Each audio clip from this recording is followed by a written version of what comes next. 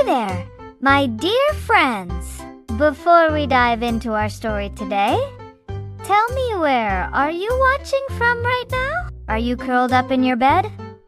On the couch? With some snacks? Or maybe you're watching on the bus ride home from school. And hey, what time is it over there? Whether it's early morning or late at night, I'm really glad you're here. And lessons ULL remember for life then, make sure to like this video and subscribe to our channel so you never miss a tale. If you enjoy magical stories filled with kindness, surprises, now, are you ready? Get comfy, because this story begins in a small, quiet town with two very different sisters and a patiya sapatat could cook sweet, delicious porridge all by itself. Part 1. Two sisters and an empty kitchen. Once upon a time, in a little village tucked between the hills, lived two sisters named Jane and Ella. She had a heart as soft as a cloud, always helping people, always smiling. But she was also forgetful. Very forgetful. She could lose her socks 5 times in one morning and still forget where she put her shoes. Jane was the oldest sister. She thought she was better than everyone else in the village. She often looked down on others, including her younger sister. She was clever. Very clever, always getting things right, solving riddles, remembering everything perfectly. But she was also full of pride. Her stomach growled so loudly it made the chair creak beneath her. Ella, on the other hand, was a gentle soul. Some nights, they went to bed hungry, hoping for even a piece of bread in the morning. The two sisters had one thing in common. They were very, very poor. They lived in a small wooden house with squeaky floorboards and cold windows that let the wind in during winter. On one of those cold and hungry days, Ella sat by the window, looking out at the cloudy sky. "I'm so hungry," she whispered. "I haven't eaten properly in days. Maybe if I go for a walk, I'll forget how empty I feel." So, she wrapped herself in her thin scarf, filled her old flask with water, and walked out into the woods. Part 2. A stranger in the forest. The trees swayed gently as Ella walked deeper and deeper into the forest. Her footsteps made soft, crunching sounds on the leaves, and the breeze whispered through the branches. After walking for a while, she stopped to rest under a tall tree. She sat down and reached for her flask, but just as she unscrewed the lid, she heard a voice, like she hadn't slept in days. She coughed weakly and held out a shaking hand. "My child, ... would you share some water with me?" She did look quite frightening. After all, the woman drank gratefully and wiped her lips. "But not Ella!" Startled, Ella turned to see an old woman standing just a few feet away. Her robes were dark and tattered, and her face looked tired. Most people would have run away. "Of course," Ella said kindly. "Please drink as much as you need." She handed the old woman her flask. "How kind you are," the old woman said, smiling for the first time. "Let me repay your kindness." The old woman changed into a beautiful young witch, her dark cloak shimmering like moonlight.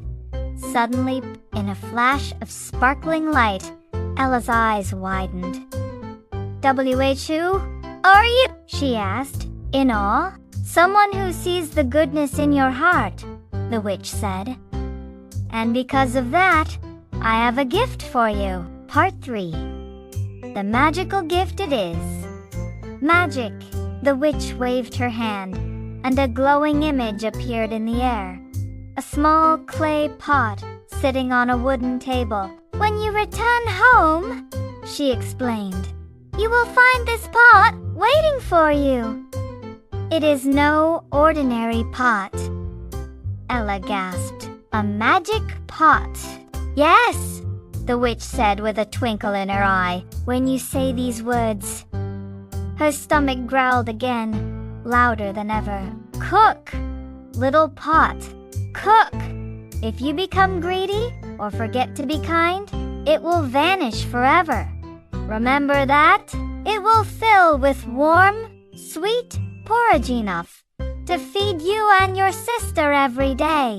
Ella's mouth opened in surprise. But, the witch added seriously, when you are full, you must stop the pot by saying, Stop, little pot, stop. Forget these words, and the pot will never stop cooking. Ella nodded quickly. Cook, little pot, cook. Stop, little pot, stop. Got it? There's one more thing, the witch said. This pot is a gift, but only if you use it wisely. Ella bowed her head. Thank you, kind witch. I'll never forget this. Eat well, my dear, the witch said. Oh, and Ella blinked. Wait, how do you know my name? But the witch had already disappeared. Part 4. Jane's doubt and the first porridge feast, Ella ran home as fast as her feet could carry her.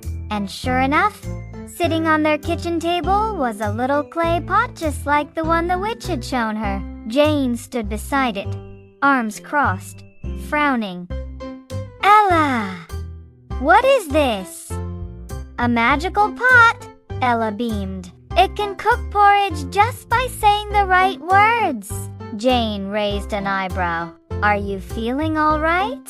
No food has made you lose your mind, Ella said, and stood in front of the pot.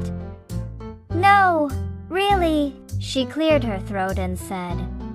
Slowly, thick, sweet-smelling porridge began rising inside it, the kitchen filled with the most delicious scent they'd ever smelled. Cook, little pot, cook! The pot began to bubble. Jane's jaw dropped. The two sisters sat down and ate bowl after bowl of warm porridge, their stomachs full for the first time in weeks. Ella smiled with joy.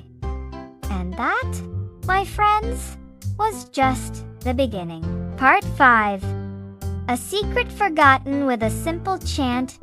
Cook, little pot, cook it, would bubble and boil until both sisters were full and smiling. She wanted to gather some wildflowers to decorate their home. As she slipped on her shoes, she paused. The days passed by like a dream. Every morning, Ella and Jane would wake up to the sweet scent of warm porridge. The little magic pot never failed. For the first time in their lives, they weren't afraid of being hungry. Their cheeks became rosier, their laughter came more often, and their hearts felt lighter. But even the brightest days have their clouds. One afternoon, Ella was getting ready to visit the neighbor's garden. Oh, I must tell Jane how to stop the pot before I leave, she said aloud. She turned to call her sister, who was in the kitchen scrubbing bowls. But the words caught in her throat. Jane was frowning again. What are you staring at? She snapped. Jane was always so quick to mock her. Suddenly, she felt small-like. Maybe it wasn't worth the trouble. Nothing, Ella muttered. I just wanted to say something. Something important, Jane asked sharply. Ella hesitated. Forget it, Ella said quietly, picking up her basket. It's not important. And with that, she stepped out of the house, the door swinging gently behind her. Part 7. A sticky disaster, meanwhile. Ella hummed happily as she picked flowers in the field. She had almost forgotten about the warning the witch had given her. Almost. But just as she was bending to pick a tulip, a strange smell filled the air. Sweet, familiar. Porridge. She turned toward her house and her jaw dropped. Their doormat had disappeared beneath the sticky waves. Golden porridge was pouring out of the windows, down the steps, creeping like lava across the grass. Chairs were floating in it.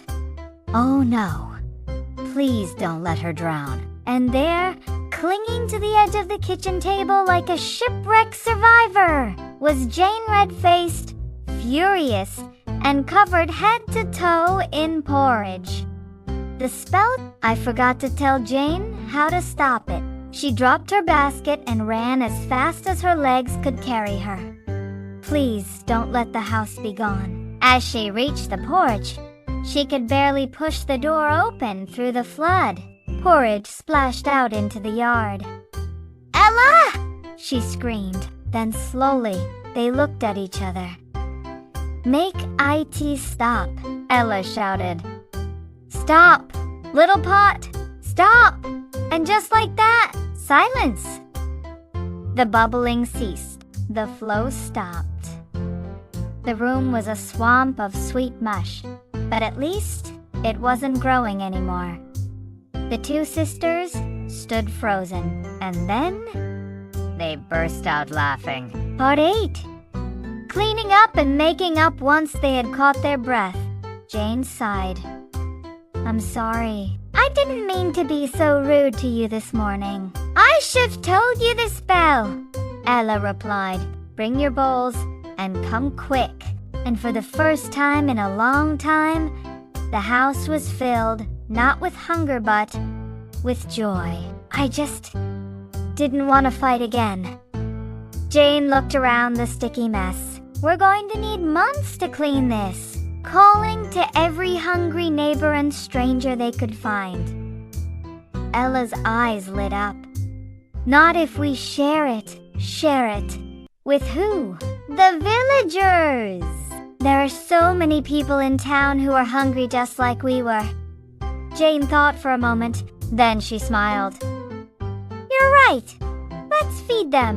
And so, the two sisters went out into the streets. "Hot porridge at our house." Dozens of people came, some old, some young, all with hungry eyes. And Ella and Jane scooped porridge for every single one. They laughed, they talked, they shared stories around the table. Part 9. A new beginning from that day forward, Ella and Jane made it their mission to feed the hungry.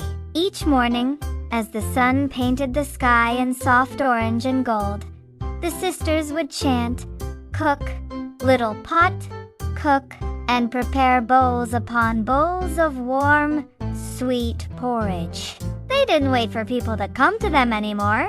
No, they went out into the alleyways, into the quiet corners of town where the forgotten lived, where children's tummies growled and mothers held their breath with empty cupboards. Ella carried the pot, carefully wrapped in cloth to keep it warm. Together, they became known across the village as the Porridge Sisters, not just because they served food, but because they brought comfort. Jane and Ella were happy in a way that had nothing to do with being full. Jane carried a basket of wooden bowls. Every day, the pot cooked. Every day, someone smiled. And for the first time in their lives, Part 10? The mysterious beggar one? Rainy afternoon. While the wind howled and most villagers stayed huddled indoors, a figure appeared at their door. His hands trembled as he leaned on a crooked wooden cane. Behind his long white beard were eyes that held sorrow and something else. Something ancient. He was thin, almost skeletal. His clothes nothing more than wet rags. "Excuse me," the old man whispered. "I heard of the sisters who feed the town." Ella stepped forward, offering a steaming bowl of porridge. "Please sit. Rest. Eat." The man shook his head gently. "My grandchildren are sick. There is nothing to feed them. If I could take the pot, even for a little while, we'll return to the cold nights, the empty plates. I might save them." I've come to ask for the pot. Thank you, but I haven't come for a bowl. Silence. Just like we did before. Jane blinked. The pot, yes, he said slowly. I have walked far through forests and storms. Ella turned to Jane.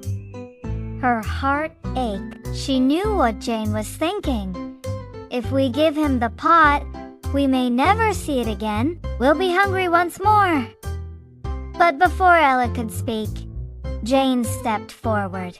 Take it, she said. Ella's eyes widened. Are you sure? We've had our fill, Jane said, her voice steady. But if children are starving, if families are suffering, then we must give them hope. We'll find a way, Ella. With gentle hands, they placed the pot into the old man's arms. He bowed low. May the skies bless you both, he said. You have no idea what you've just done. And as he turned to leave, a flash of lightning struck the sky, followed by a burst of dazzling, golden light. Part 11. The final test, the old man stood tall. His hunched back straightened. His beard vanished. His rags turned into a flowing silver robe. Ella gasped. Jane stepped back. The witch! Ella whispered. Yes! There before them stood the same woman who had once appeared in the woods, the one who had given the pot to Ella long ago. She smiled, eyes filled with warmth. You have done it, she said. You have passed the final test. When you fear losing everything. Tess, Jane asked. Kindness is easy when your belly is full, the witch said. But because someone else needed it more. But the true measure of your heart is what you give. Ella's heart beat fast. Tears welled up in Jane's eyes. You gave the pot not because you had extra. She waved her hand and the pot glowed in the man's arms. Something bigger than yourselves. Then, with a sparkle, it duplicated into one for him and one that floated back to the sisters. You will never go hungry again, the witch said, and neither will the children who need you. Thank you, Ella whispered. At any time, could come for a bowl of porridge, a kind word, and a warm seat by the fire. The witch nodded. Use this gift to build something beautiful. Helped old people find shelter. Helped lonely folks find friendship. Then, with one last smile, she disappeared into the wind just as she had come. Part 12. A house of kindness. People stopped looking down on one another. They shared more, smiled more, argued less. With the second pot, Jane and Ella did not return to quiet life. They built a kitchen out of wood and stone, then turned it into a community house where they trained other cooks. They helped children go to school. They never asked for money, only that those who were helped would help someone else in return. And so, the kindness spread. The village changed. Jane, once proud and cold, became the heart of the kitchen. Ella, once forgetful and soft, became the soul of the village. Together, they became legends. Not because of the pot, but because of how they used it.